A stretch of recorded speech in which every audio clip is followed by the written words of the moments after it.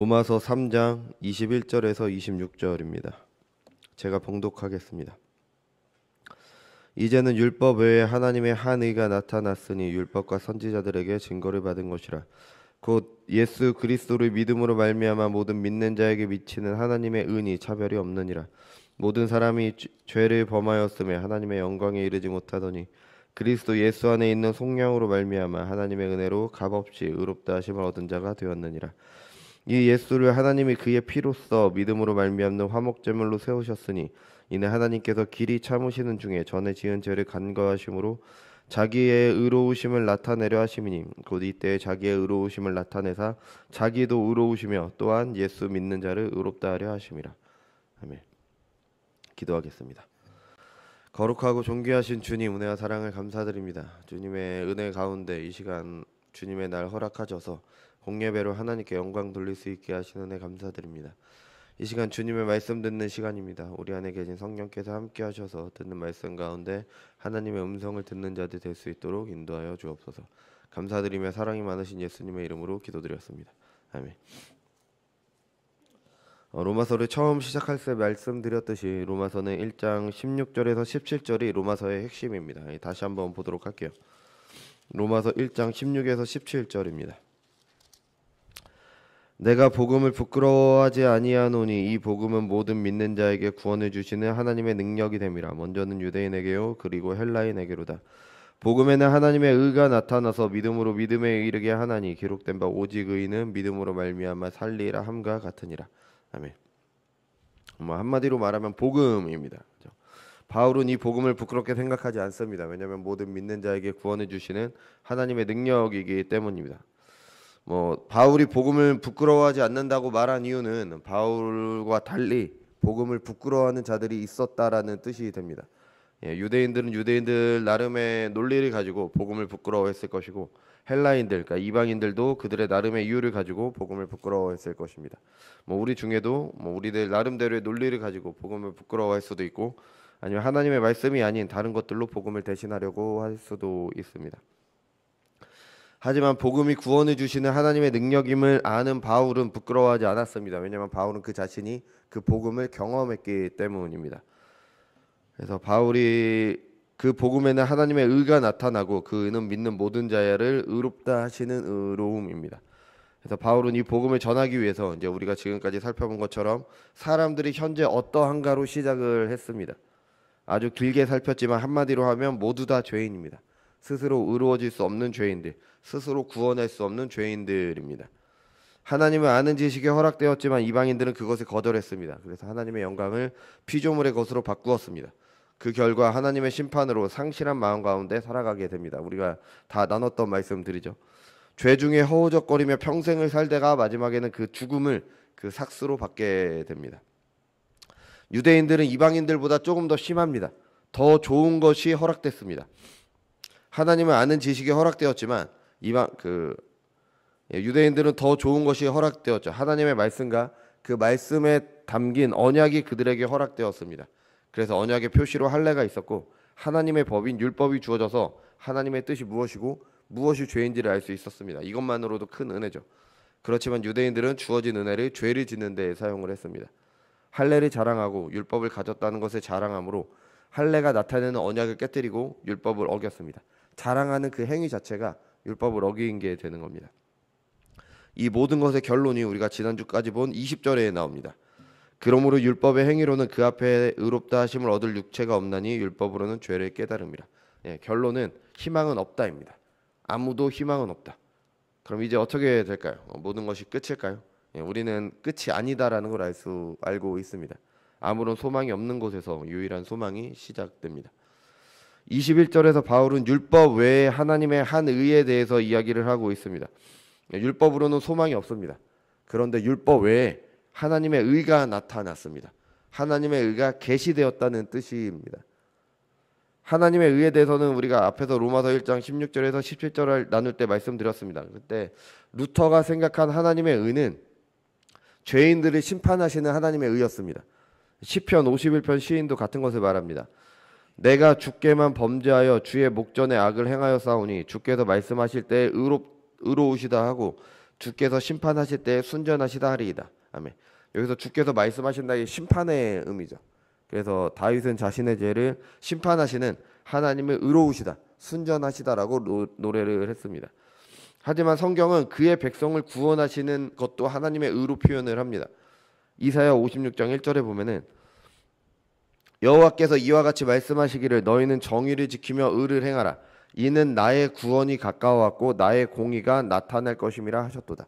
아멘. 하나님의 구원이 가까이 온 것이 하나님의 공의, 이게 최대카였죠. 이게 의로움입니다. 하나님의 구원이 가까이 온 것이 하나님의 구원을 나타내는 겁니다. 또 하나님께로부터 온 의도 있습니다. 그리스도를 믿는 모든 자에게 주시는 하나님의 의가 있죠. 그래서 이 하나님의 의가 여러 가지로 다양하게 사용되는 것 같습니다. 근데 이렇게 그 하나님의 의를 여러 가지로 사용되기 때문에 좀 헷갈릴 수도 있는데, 이 하나님의 의를요 그냥 말 그대로 옳음이나 맞음이라고 생각하면은 이게 쉽게 이해가 됩니다.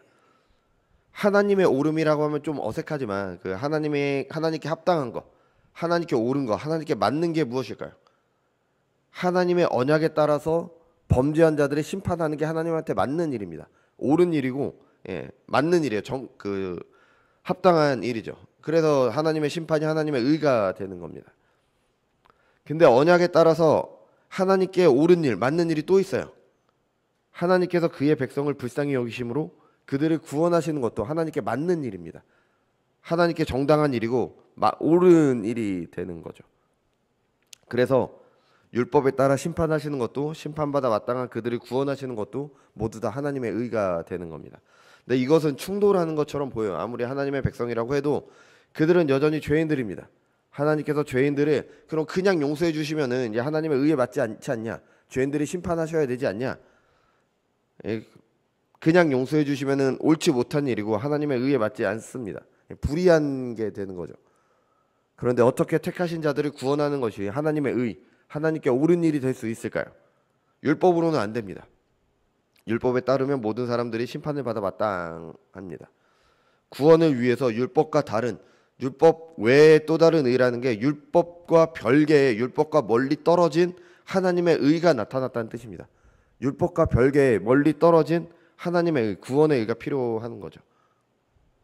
그래서 그리스도를 믿음으로 모든 사람에게 미치는 하나님의 의, 구원의 의가 필요합니다.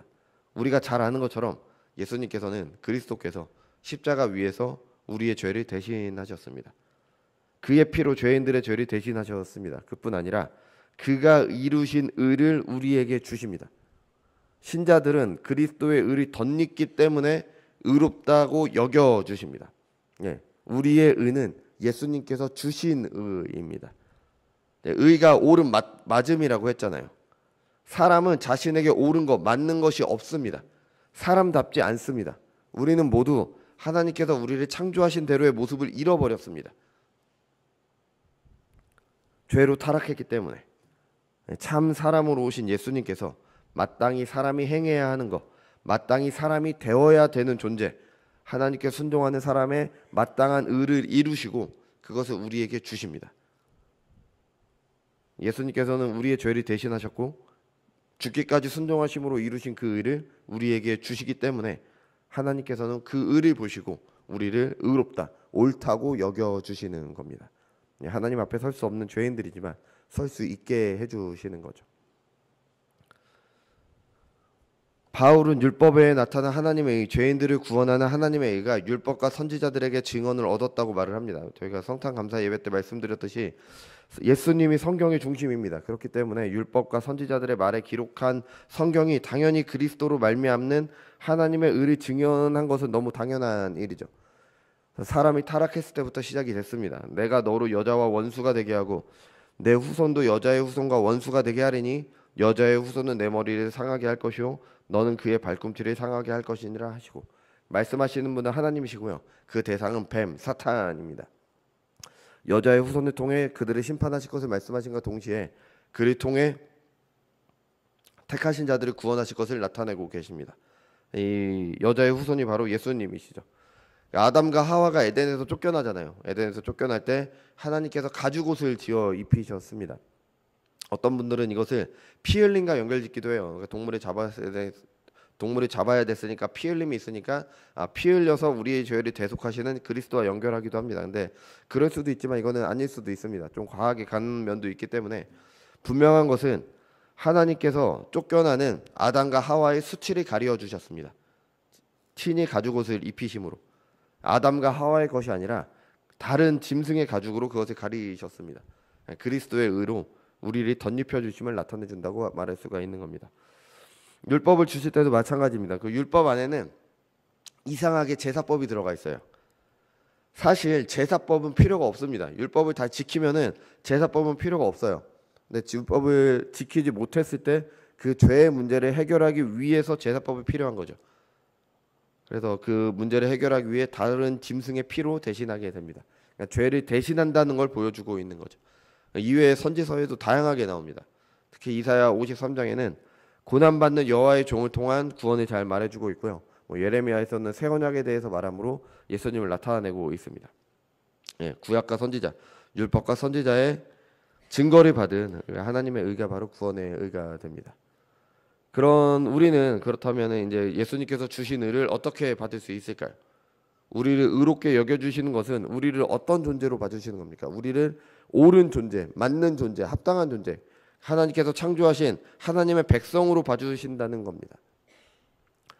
사람에게 옳은 것은 아까 말씀드린 대로 하나님과 올바른 관계에 있는 게 바로 사람에게 옳은 사람인 겁니다.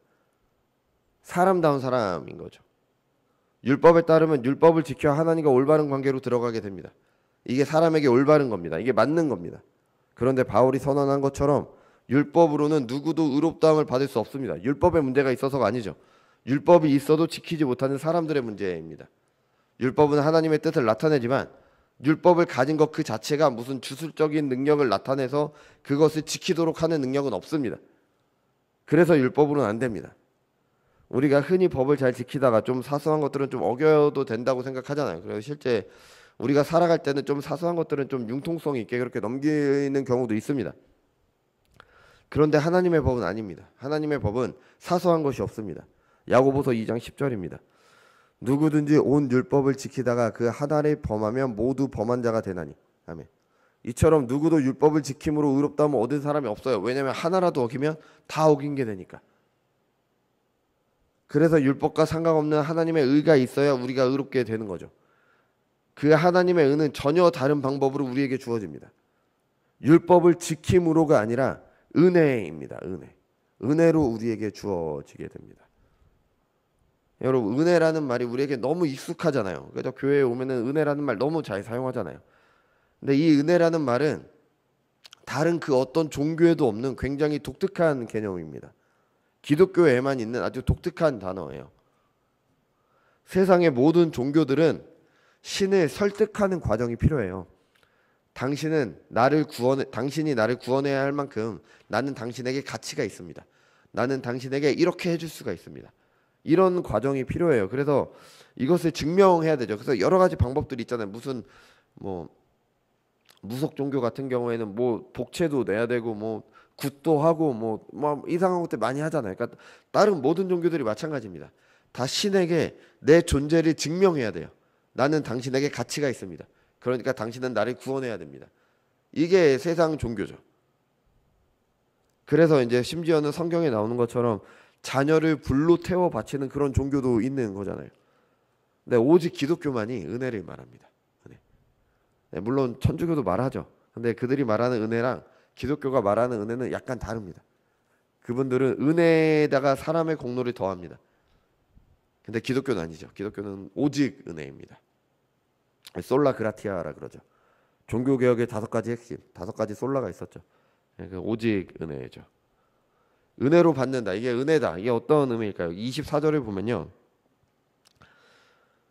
3장 24절에 보면은 그 하나님의 은혜로 값없이 의롭다함을 받는다고 했습니다. 이 값없이가 은혜라는 말이 가장 잘 표현해 주는 말입니다. 값없이, 아무런 대가 없이 그냥 주어지는 겁니다. 그게 은혜잖아요. 내가 뭘 잘해서 주어지면은 그건 은혜가 아니에요. 그냥 주어지는 게 은혜가 되는 거죠. 사실 모든 사람들은 은혜 때문에 살아가고 있습니다. 여러분, 우리 중에 누가 땅에 붙어 있기 위해서 중력을 만들 수가 있습니까? 우리 누구도 중력 못 만들잖아요. 하나님께서 중력을 만드셨으니까 우리가 땅에 붙어서 살아갈 수 있는 거죠. 어느 누가 갈증을 해소하기 위해서 필수인, 살아가기 위해서 필수인 물을 노력해서 얻을 수가 있어요. 하나님께서 만들어 놓으셨으니까 물을 얻을 수가 있는 거죠. 물론 우물을 잘 파야지 물이 나오지만 애시당초 물이 없었다면 아무리 우물을 파도 물이 나올 수가 없는 거죠. 숨쉬는 공기도 하나님께서 그냥 주신 거잖아요. 누가 노력해서 공기를 얻을 수가 있어요. 농부가 씨를 뿌리고 열심히 가꿔서 수확물을 얻죠. 근데 씨가 자라게 하는 건 누구십니까? 하나님이시잖아요.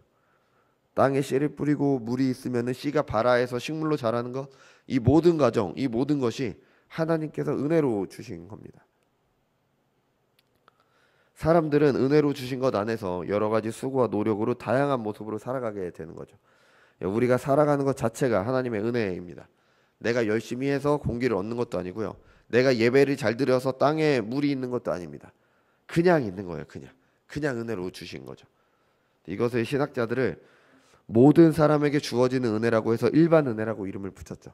예, 마태복음 5장 45절에 보면요. 이같이 한즉 하늘에 계신 너희 아버지의 아들이 되리니 이는 하나님이 그 해를 악인과 선인에게 비추시며 비를 의로운 자와 불의한 자에게 내려주심이라. 아멘. 예, 해와 비를, 그러니까 일반 은혜로 주시는 모든 것은 하나님의 백성뿐 아니라 모든 사람에게 주신다라는 거죠. 이 일반 은혜 말고 신자들에게만 주시는 은혜를 신학자들은 특별한 은혜, 그래서 특별 은혜라고 말을 합니다. 모든 사람에게 주시는 것이 아니라 특별한 사람들, 택하신 자들에게만 주시는 은혜이기 때문입니다. 특별 은혜는 구원의 은혜를 말하는 거죠. 그래서 이 구원의 은혜도 일반 은혜와 같은 방식입니다. 내가 뭘 해서 얻는 게 아닙니다. 그냥 주시는 겁니다.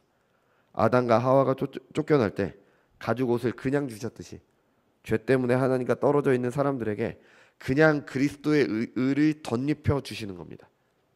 네, 우리 차근차근 보면요. 하나님의 택하심도 우리의 공로와 상관이 없습니다. 에베소서 1장 4절에 보면은 곧 창세전에 그리스도 안에서 우리를 택하사 우리로 하나님 안에서 그 앞에서 거룩하고 흠이 없게 하시려고. 아멘. 하나님께서 신자들을 창세전에 택하셨습니다.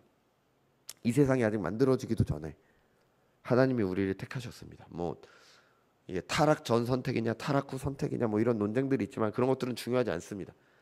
이 세상이 만들어지기 전에 하나님께서는 우리를 택하셨습니다. 그건 무엇을 말해요? 우리가 이 땅에서 하는 그 어떤 일도 하나님께서 우리를 택하시는 것에 대한 근거가 되지 못한다라는 겁니다. 내가 하나님을 잘 섬겨서 하나님이 나를 택하신 게 아니라 내가 아직 태어나기도 전에 나를 택하셨기 때문에 그냥 택하신 겁니다. 그냥. 어떤 분들은 하나님께서는 뭐 과거와 현재와 미래 모든 것을 다 하시기 때문에 그래서 사람이 아직 태어나기 전이지만 나중에 이 사람이 믿음을 가질 걸 아시고 그 사람을 택하신 것이다. 뭐 이렇게 말하기도 해요. 그러니까 다시 말하면 제가 아직 태어나기 전에 제가 나중에 커서 자라서 믿음을 가질 걸 아시고 저를 신자로 택하셨다. 뭐 이런 주장이 되는 거죠. 뭔가 이유가 있는 것 같아서 이해하기 좋지만 아닙니다. 이 문장에는 뭐 오류가 있고 모순이 있습니다. 만약에 제가 믿음을 가질 것을 보시고 하나님께서 선택을 하셨다면 내가 믿음을 갖는 그 행동이 하나님께서 선택하신 것에 어떠한 영향을 줬다는 말이 되는 거예요. 이건 잘못된 겁니다. 우리가 하는 그 어떤 행동이나 우리가 하는 그 어떤 것도 이 세상에 있는 그 어떤 것도 하나님께 영향을 줄 수가 없습니다. 이게 바로 거룩하신 하나님이란 뜻이에요. 이 세상과 별개로 계신 분이십니다. 그 어떤 것도 하나님의 행동을 강요할 수 없습니다. 그러니까 내가 열심히 막 기도해서 하나님께서 내 기도에 응답을 해주셔야 되는 게 아닙니다. 하나님께서는 하나님의 뜻을 이루실 때 우리의 기도를 통해서 이루세요. 그거는 맞습니다. 근데 내가 열심히 막 뭐 한다고 해서 하나님께서 하나님의 뜻이 아니신 걸 이루시진 않습니다. 도리어 우리에게 하나님의 뜻이 그게 아니다라는 걸 알리시고 하나님의 뜻대로 행하시게 하는 거죠. 이러면서 우리의 믿음이 자라가게 되는 거죠. 우리가 아는 그 어떤 것도요.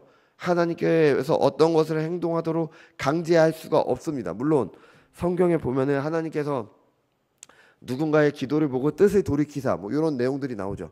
이거는 우리가 이해할 수 있는 언어로 하나님을 표현하기 위해서 그렇게 한 것이고요. 뭐 예를 들어서 모세가 기도함으로 하나님께서 이스라엘 백성들을 심판하시는 뜻을 돌이키셨잖아요. 하나님의 본래의 뜻이 모세의 기도를 통해 이스라엘을 심판하지 않으신 게 하나님의 본래의 뜻인 겁니다. 그러니까 그 뜻을 모세의 기도를 통해서 이루신 거예요. 우리는 성경을 볼 때 그렇게 봐야 되는 거죠. 근데 우리가 조금 더 쉽게 이해하도록 하나님께서 그렇게 하셨다라는 걸 이제 얘기를 하는 거죠. 물론 우리는 하나님의 뜻이 무엇인지는 알 수가 없어요. 100% 알 수가 없습니다. 그래서 우리가 기도할 때는 내가 생각하는 하나님의 뜻을 이루어 달라고 기도를 하는 겁니다. 그래서 그게 하나님의 뜻이면 하나님은 이루실 것이고, 그게 하나님의 뜻이 아니면 내가 그게 하나님의 뜻이 아니다라는 걸 우리에게 알리시고 돌이키실 거예요. 그렇게 하나님께서 알아서 하실 것이기 때문에 그냥 우리는 우리가 생각하는 하나님의 뜻대로 기도를 하는 겁니다. 누가 아파요. 그럼 그 사람이 낫는 게 우리는 하나님의 뜻이라고 생각을 할 거예요. 그럼 그걸 위해 기도를 하겠죠. 그러면 하나님 그 사람이 낫는 게 하나님의 뜻이라면 낫게 하실 겁니다. 근데 어떤 경우에는 낫는 게 하나님의 뜻이 아닐 수도 있어요. 바울 같은 경우에 그랬잖아요. 육체에 가시가 있었는데 그게 하나님의 뜻이, 그게 낫는 것이 하나님의 뜻이 아니었기 때문에 그 육체의 가시를 가지고 계속 살아갔습니다. 그게 왜 있었어요? 바울이 받은 계시가 너무 크기 때문에 교만하지 않도록 하기 위해서 그렇게 하신 거잖아요. 우리 지금도 마찬가지라는 겁니다. 물론 우리는 우리가 생각하는 하나님의 뜻을 자유롭게 하나님께 구하면 돼요. 그러면 그 기도를 통해서 하나님의 뜻을 이루시던 아니면 우리에게 하나님의 뜻을 알리시건 그건 하나님께서 알아서 하실 일이 되는 겁니다. 그러니까 우리가 하는 그 어떤 일도 하나님께 영향을 줄 수가 없습니다. 그래서 하나님께서 우리를 선택하신 것은 오직 하나님의 기쁘신 뜻에 따라서 택하신 것뿐입니다. 택하신 자들을 구원하시기 위해 하나님의 아들 이위이신 하나님 성자 하나님께서 사람으로 오셨습니다. 죄인들의 죄값을 대신 치르셨죠. 죽기까지 순종하심으로 이루신 그 의를 택하신 자들에게 전해 주십니다. 신자들이 그 죄값을, 그 자신들의 죄값을 치른 게 아닙니다. 예수님께서 대신 치르셨습니다. 죄인들에게 의로움이 있는 게 아니라 예수님의 의가 우리에게 전해진 겁니다. 이거를 신학자들은 전가라는 단어로 표현을 하는데 가장 쉽게 이해할 수 있는 게 계좌이체입니다. 예수님의 계좌에 있던 의가 우리의 계좌로 이체됐다라고 보는 게 가장 쉽습니다. 뭐 한 가지 다른 게 있다면 예수님의 의는 마름이 없어도 모든 사람들에게 주실 수 있는 거죠. 그러니까 우리가 갖고 있는 의로움은 예수님의 의로움입니다. 우리를 더딥혀 주신 거죠. 이것도 조건 없이 베풀어지는 은혜입니다. 심지어 예수님을 믿는 것도 우리에게 조건 없이 베풀어지는 은혜입니다. 이 땅에 있는 많은 사람들에게 복음이 전해집니다. 그럴 때 성령께서 택하신 자들에게 믿음을 주시는 겁니다. 사도행전 16장 14절입니다. 두아디라시에 있는 자색 옷감 장사로서 하나님을 섬기는 루디아라 하는 한 여자가 말을 듣고 있을 때 주께서 그 마음을 열어 바울의 말을 따르게 하신지라. 아멘. 바울이 복음을 전할 때 다른 사람들도 함께 있었습니다. 하지만 성령께서 루디아의 마음을 여셨기 때문에 그녀가 바울이 전한 복음을 믿었던 겁니다. 복음이 우리에게 전해지도록 하신 것도 하나님의 은혜입니다. 여러분, 복음은 온 세상으로 전해질 때 내가 한 일이 없습니다. 하나님께서 사도들과 그의 제자들, 나아가 여러 교회를 통해 선교하게 하심으로 우리나라에도 복음이 전해지도록 했습니다. 뭐 그 일이 없었다면 우리는 복음을 들을 수도 없었죠. 물론 사람의 수많은 피와 땀이 그 안에 들어가 있습니다. 근데 하나님의 섭리 가운데 이루어진 겁니다. 복음을 들을 수 있다는 것 자체가 우리에게 은혜가 됩니다. 그리고 그 복음을 믿게 되는 것도 은혜입니다. 내가 믿고 싶다고 믿어지는 게 아닙니다. 성령께서 마음을 열어 믿도록 하실 때 믿게 되는 겁니다. 그래서 그런 분들 있잖아요. 평생 동안 죄를 짓다가 나는 죽기 직전에 예수님을 믿어서 천국에 갈 거야. 이렇게 말씀하시는 분들의 생각이 잘못된 겁니다. 평생 동안 믿지 않고 지냈는데 죽기 직전에 믿는다고 누가 보장할 수 있어요? 누구도 보장할 수 없습니다. 내가 믿고 싶다고 해서 믿는 게 아니기 때문에. 구원받을까? 내가 복음을 듣고 믿는 이후의 삶은 어떻습니까? 구원의 은혜를 입었으니까 내가 스스로 노력해서 하나님께 순종하면서 살면서 구원의 은혜를 보답하는 겁니까? 네, 그것도 아닙니다. 그래서 내가 잘 순종하면 하나님 나라에서 상급이 커지고 이게 아닙니다. 그 이후에 내가 하나님께 순종하는 삶도 성령께서 내게 주시는 은혜입니다. 하나님께 순종할 수 없는 죄인들, 그래서 사람답게 살지 못하는 죄인들에게 하나님께 순종하는 사람다운, 그러니까 옳은 삶을, 의로운 삶을 살도록 하시는 은혜를 주시는 겁니다. 그게 하나님 나라를 누리도록 하시는 거죠. 뭐 이 은혜에 대해서는 로마서가 이제 이후에 자세히 말할 거예요. 그때 또 자세히 보도록 하겠습니다. 예, 구원은 은혜가 아닌 것이 없습니다. 모두 다 은혜입니다. 그래서 종교개혁자들이 오직 은혜를 외친 겁니다. 모든 것이 은혜이기 때문에 바울은 27절에서 말합니다. 그런즉 자랑할 데가 어디 있느냐. 자랑할 게 없습니다. 내가 뭘 해서 받은 것이 아니기 때문에 전혀 자랑할 것이 없습니다. 신자들은 믿지 않는 사람들을 보면서 교만해져서는 안 됩니다. 아니, 교만할 수가 없습니다. 구원이 죄인들에게 베풀어진 은혜임을 알면서 어떻게 교만할 수가 있어요? 어떻게 내가 다른 사람보다 더 괜찮은 사람이라고 착각할 수가 있습니까? 교회 안에서나 교회 밖에서나 누구를 보던 간에 우리는 교만해서는 안 됩니다. 교만하다는 것은 내가 내 스스로 구원을 얻어냈다라고 생각을 하는 겁니다. 우리가 입으로는 오직 은혜를 말하지만 우리가 삶으로는 그 오직 은혜를 거부할 수도 있는 겁니다. 오히려 오직 은혜 앞에 우리는 겸손해져야 되는 거죠.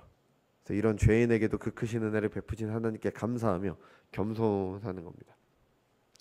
근데 어떤 분들은 모든 것이 은혜라는 것에 거부하려고도 합니다. 왜냐하면 내가 할 수 없는 것, 나의 통제를 벗어나는 것, 내 의지가 아니라 다른 존재의 손에 달린 일이라고 생각하기 때문이고, 나는 그래도 저 사람보다 더 낫다라고 생각하기 때문에 오직 은혜를 거절하려고 합니다. 하지만 모든 것이 은혜이기 때문에 몽고메리 목사님이 말씀하신 대로 기독교는 우리에게 절대적으로 필요한 종교일 뿐 아니라 결국 믿을 만한 가치가 있는 유일한 종교가 됩니다. 이 오직 은혜 때문에. 오직 은혜이기 때문에 우리의 지금 모습 이대로 구원의 은혜를 누리게 되는 겁니다. 어떠한 자격을 갖추기 위해 시간이나 노력이 필요 없습니다. 내가 뭘 해서 얻는 구원이 아니기 때문에 이미 하나님께서 해놓으신 일을 통해 은혜로 받기 때문이죠. 이 말이 다소 구원의 은혜를 값싼 것으로 바꿀 위험이 있습니다. 아무렇게나 하든지 믿기만 하면 된다고 말하기 때문이죠. 하지만 이것은 믿음에 대한 잘못된 생각에서 나오는 겁니다. 믿음은 입술의 고백만이 아닙니다. 내 모든 것으로 믿는 게 믿음입니다. 머리로 알고 마음으로 동의하고 의지로 행하는 게 이 모두 다 믿음인 겁니다. 그래서 믿음으로 받는 구원의 삶에는 항상 그에 따른 합당한 삶도 포함이 되는 겁니다. 믿기만 하면 되니까 내 마음대로 해야지, 이런 생각 자체가 믿음이 없다라는 증거입니다. 믿는다면 그대로 행하게 됩니다.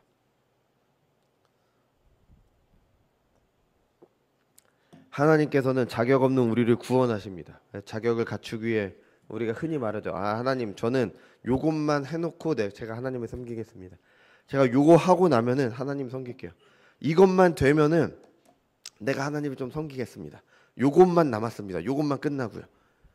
이런 게 없습니다. 지금 모습 그대로 우리는 하나님의 은혜로 구원을 받는 거기 때문입니다. 은혜로 하나님을 섬기는 삶을 살기 때문입니다. 그래서 복음을 듣고 성령께서 마음을 움직이는 지금이 믿고 주님을 따를 때입니다. 또 모든 것이 은혜라는 것은 우리에게 구원이 확실하다는 것을 말합니다. 빌립보서 1장 6절입니다. 너희 안에서 착한 일을 시작하신 이가 그리스도 예수의 날까지 이루실 줄을 우리가 확신하노라. 아멘. 착한이라고 번역된 단어는 선함이라는 의미입니다. 그 구약에서는 히브리어로 토브라고 하는 단어가 하나님께서 창조하신 모든 세상을 보고 보시기에 좋았더라. 이 좋았다라는 단어가 토브죠. 그 단어가 바로 여기서 사용된 착한이란 선함이라는 뜻입니다. 하나님의 뜻이 이루어진 걸 말합니다. 그죠? 단순히 어떤 착한 일이 아니라 구원을 시작하신 분께서 그리스도의 날까지 그것을 이루실 것에 대한 확신을 얘기한 거죠. 이것은 우리의 부족이나 결핍이 하나님의 은혜를 없이 할 수 없다라는 걸 말하죠. 악인들에 대해서 이사야 57장은 이렇게 말합니다. 그러나 악인은 평온함이 얻지 못하고 그 물이 진흙과 더러운 것으로 늘 솟구쳐내는 요동하는 바다 같으니라. 내 하나님의 말씀에 악인에게는 평강이 없느니라 하셨느니라. 아멘. 악인에게는 평강이 없습니다. 왜 평강이 없습니까? 사람을 의지하니까 평강이 없습니다. 나를 의지하니까 평강이 없는 거죠. 내가 잘할 때는 뭐가 좀 된 것 같은데, 내가 잘 될 때는 뭐가 좀 된 것 같은데, 내가 또 못날 때는 뭐 안 되는 것 같아요. 그러니까 요동치는 바다와 같습니다. 평강이 없는 거죠. 하나님을 떠난 인생은 이와 같습니다. 사람을 믿기 때문에, 세상을 믿기 때문에. 사람과 세상은 변합니다. 구원의 은혜는 우리에게서 나오는 것이 아니기 때문에 변함없는 하나님에게서 나오는 거기 때문에 확실한 겁니다. 여러분은 스스로의 연약과 부족함을 볼 때가 있으십니까? 그래서 내가 정말 죄인이구나. 나에게는 아무런 소망이 없구나. 내가 정말 하나님의 자녀라는 말이 나에게 맞기는 한가? 어떨 때는 내가 너무 힘들고 상황이 막막해서 하나님이 계신가? 아니, 하나님이 계신데 그렇다면 이게 정말 맞는가? 왜 이렇게 되는가? 이런 생각할 때가 있으십니까? 그런 순간이 있을 때라도 우리는 좌절할 이유가 없습니다. 하나님이 계시기 때문입니다. 하나님께서 오직 은혜로, 오직 은혜의 선물로 구원이 주어지기 때문입니다. 마지막으로 구원은 은혜이기 때문에 말씀드린 것처럼 아무도 자랑할 수가 없습니다. 대신 모든 영광을 하나님께 돌리게 됩니다.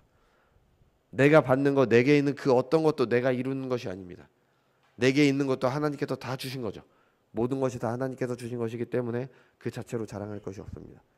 여러분이 가진 모든 것 다 하나님께서 주신 겁니다. 여러분에게 생명을 주시지 않았다면 여러분은 그 어떤 것도 할 수 없습니다. 여러분에게 어떠한 능력을 주시지 않았다면 여러분들은 그 어떤 것도 할 수가 없습니다. 여러분이 가진 모든 것 하나님께서 주신 겁니다. 그래서 우리는 자랑할 게 없습니다. 구원의 은혜는 더욱 그럽니다. 더욱 자랑할 것이 없습니다. 그래서 스스로 구원을 얻는다고 생각을 해보십시오. 하나님 나라에서도 죄인들은 우리는 고개를 뻣뻣이 들고 다른 사람들을 정죄할 겁니다. 너는 나처럼 잘 살았어야지 왜 그렇게 못 살아서 지옥 가느냐. 하지만 구원은 은혜의 선물이기 때문에 누구도 자랑할 수가 없습니다. 그리고 오직 모든 영광을 하나님께 돌리게 됩니다. 여러분, 오직 은혜로 죄인들을 구원하시는 하나님의 의를 가장 절실하게 느낀 사람 중에 한 명이 바로 바울일 겁니다. 바울은 스스로를 죄인 중에 괴수라고 평가합니다. 사도 중에 지극히 작은 자라고 얘기를 하죠. 이런 그의 말은 입에 발린 말이나 겸손 떠는 거짓이 아니었습니다. 회심하기 전에 바울은 누구보다 자랑거리가 많은 사람이었습니다. 그것들 가지고 하나님께 인정받을 수 있다고 생각했죠. 더욱 인정받기 위해 그리스도의 몸된 교회를 핍박하면서 다녔습니다. 다메섹에서 그리스도를 만나 회심한 이후로 모든 게 달라졌습니다. 그가 자랑으로 여겼던 것들이 배설물처럼 여겨졌습니다. 그리스도를 아는 지식에 가장 고상하기 때문에 그가 자랑했던 가문, 학벌, 종교적 열심 다 아무것도 아니었습니다. 그것들이 그에게 구원을 가져다 줄 수 없었습니다. 하나님 앞에 어떠한 자격을 갖추도록 할 수가 없었습니다. 율법과 멀리 떨어진, 율법과 별개인 하나님의 의, 예수 그리스도만이 유일한 구원의 길이었습니다. 자신의 죄에 절망했을 때 구원하시는 은혜를 경험했기 때문에 바울은 하나님의 은혜를 말하는 오늘 본문을 그러나 이제는으로 시작을 하고 있습니다. 이게 한글 번역에는 잘 나오지 않지만 헬라어 번역이나 영어 번역본을 보면은 그러나 이제는 율법에 나타나 하나님의 율법 외에 하나님의 의가 나타났다고 그렇게 말합니다. 율법에 나타나 하나님의 의, 죄인들을 심판하시는 하나님의 의에 따르면 모든 사람들은 다 죽을 수밖에 없습니다. 누구도 그것을 피할 수 없습니다. 그러나 이제는 달라졌습니다. 율법 외에 하나님의 한 의가 나타났습니다. 그리고 그 의는 모든 사람들에게 차별이 없습니다. 그 사람이 어떤 사람이었건 이전에 어떤 삶을 살았건 상관이 없습니다. 교회를 핍박하고 다녔던 바울에게도 허락된 은혜입니다. 여러분은 아직도 우리가 감옥에 있는 죄수들보다 더 나은 사람처럼 생각되십니까? 예, 세상의 눈으로 보면 그럴 수 있습니다. 적어도 우리는 행동하지 않았기 때문에. 하지만 문제인 것은 마음입니다. 모든 더러움은 마음에서 나옵니다. 내 마음이 죄로 물들었기 때문에 죄를 짓습니다. 죄를 지어서 죄인이 된 게 아니라 우리나 저들이나 똑같은 죄인이기 때문에 죄를 짓는 겁니다. 그래도 나는 착하게 산다고 살았는데, 죄를 짓지 않는다고 살았는데, 이런 생각에 억울해 하실 게 아닙니다. 하나님 앞에, 하나님의 은혜 앞에서는 모두 다 죄인일 뿐입니다. 하나님의 은혜가 없다면 똑같이 멸망해야 될 죄인들입니다. 우리들의 마음 가운데 그래도 나는이라는 생각이 있기 때문에 이 오직 은혜를 받아들이기가 어려운 겁니다. 율법으로 의롭다함을 얻으려고 하는 겁니다. 율법 외에 계시된 하나님의 의를 믿기 어렵습니다. 율법과 율법으로 상징되는 사람들의 모든 노력, 세상이 사람들을 판단하는 가치 기준, 그 어떤 것도 무가치합니다. 바울이 말한 대로 그것들은 하나님의 은혜 앞에 배설물일 뿐입니다. 버려야 되는 겁니다. 자랑으로 삼아서 안 됩니다. 버려도 됩니다. 그것들 붙잡고 있지 않아도 괜찮습니다. 하나님의 은혜가 우리에게 있기 때문입니다. 로이드 존슨 목사님께서 그리스도인인지 아닌지 스스로 판단해 볼 수 있고 또 확신을 새롭게 할 수 있는 방법으로 이 그러나 이제는에 대해서 하신 말씀이 있습니다. 마귀가 여러분을 비판하면서 여러분은 그리스도인이 아니며 마음에 여전히 남아있는 것으로 보거나 여전히 행하고 있는 것으로 보건대 또는 한때 저지른 일로 보건대 절대 그리스도인이 아니라고 주장할 때 여러분은 뭐라고 하는가? 그 말에 수긍하는가? 아니면 그래 한때 그랬지 그러나 이제는 이라고 말하는가? 아니면 성경을 구약의 율법을 산상수훈을 읽다가 나는 죄인이며 멸망의 자녀라고 느낄 때 여러분은 좌절한 채 그냥 땅에 엎드러지는가? 아니면 그러나 이제는 이라고 하며 고개를 드는가? 이것이 그리스도인이 지닌 중요한 태도이다. 이것이 우리를 정죄하고 시리에 빠뜨리는 율법의 고소들, 양심의 고소들, 그 밖의 모든 고소들에 대해 믿음이 내놓은 답변이다. 그러나 이제는 아주 놀라운 단어들이며 이 단어들에 꽉 붙들고서 그 엄청난 중요성과 현실적인 의미를 깨닫는 것은 참으로 중요한 일이다. 나는 한때 소경이었다. 그러나 이제는 본다. 나는 한때 길을 잃었다. 그러나 이제는 목자가 나를 찾으셨다. 한때 나는 하나님의 의로운 진노의 대상이었다. 그러나 이제는 예수님을 믿음으로 하나님의 의라는 선물을 받음으로 예수님께 구원받았다. 여러분은 어떠십니까? 여러분에게는 바울과 같은 그러나 이제는이 있으십니까? 바울은 바로 이 그러나 이제는을 말하기 위해 그렇게 길게 우리의 죄를 고발했던 것 같습니다. 다메섹에서 주님을 만났을 때 그리고 바울이 아라비아에서 3년 동안 보내면서 바울은 자신의 죄를 깨달았을 겁니다. 주님을 만나기 전에 자랑으로 여기던 많은 것들이 하나님을 향한 열심이라고 생각했던 일들이 도리어 죄라는 것을 알게 되었을 겁니다. 그리고 그의 삶을 돌아보면서 율법을 가졌다고 했지만 그것에 순종하지 않고 이방인과 똑같은 삶을 살았던 전형적인 유대인인 자신의 모습을 보았을 겁니다. 그리고 성령께서는 바울의 그 경험으로부터 통찰을 바울에게 주심으로 죄에 대해서 이렇게나 길게 기록하도록 하셨습니다. 여러분, 하나님의 은혜는 값없이 주어지는 선물입니다. 값없이 무엇을 받았습니까? 잘못된 우리를 옳게 여겨주시는 하나님의 의를 값없이 받았습니다. 우리는 틀렸습니다. 우리는 잘못됐습니다. 우리를 고발하는 그 많은 바울의 3장 20절까지의 내용들이 우리가 틀렸다라고 잘못됐다고 말해주고 있습니다. 그러나 이제는 우리를 은혜로 옳게 여겨주십니다. 우리가 이 은혜를 제대로 모르는 것은 계속 말씀드렸듯이 내가 괜찮다, 죄인이 아니라고 생각하기 때문일 겁니다. 어떻게 저런 사람이 나와 같이 교회를 다니고 구원받았다고 할 수 있지? 모든 사람에게 차별 없이 주시는 하나님의 은혜 때문입니다. 같은 은혜로 구원받았다는 걸 잊어서는 안 됩니다. 이것을 알고 믿는 신자는 겸손과 확신 가운데 살아가게 됩니다. 나를 남보다 더 높이 평가하는 것이 아니라 다른 사람을 나보다 더 높이 평가해야 됩니다. 교만함으로 자랑하는 것은 신자의 모습이 아닙니다. 그것이 무엇이든 세상의 자랑이든 구원의 은혜든 모두 하나님께서 은혜로 주신 겁니다. 자랑할 게 없습니다. 하지만 동시에 굳은 확신을 가지고 세상에서 하나님 나라를 살아갑니다. 나에게 자랑거리가 없지만 나를 보면 소망이 없지만 그러나 이제는 하나님께서 은혜로 의롭다 하셨기 때문에 그리스도의 날까지 모든 것을 이루어 가실 것이기 때문에 우리는 이 세상에서 확신을 가지고 살아가게 됩니다. 당연히 하나님이 알아서 하시겠지, 나는 아무것도 안 해도 돼, 이런 생각은 또 다른 교만입니다. 은혜로 믿게 하셨으면 그 믿음으로 행하는 은혜도 허락하셨음을 알고 행하면서 살아가는 겁니다. 하지만 그 모든 게 은혜로 될 것이기 때문에 우리는 우리의 연약과 부족에 좌절하면서 살아가지 않습니다. 나의 비참함과 하나님의 은혜를 바로 보아 겸손과 확신을 가지고 살아가시는 은혜가 여러분에게 허락되시기 바랍니다. 기도하겠습니다.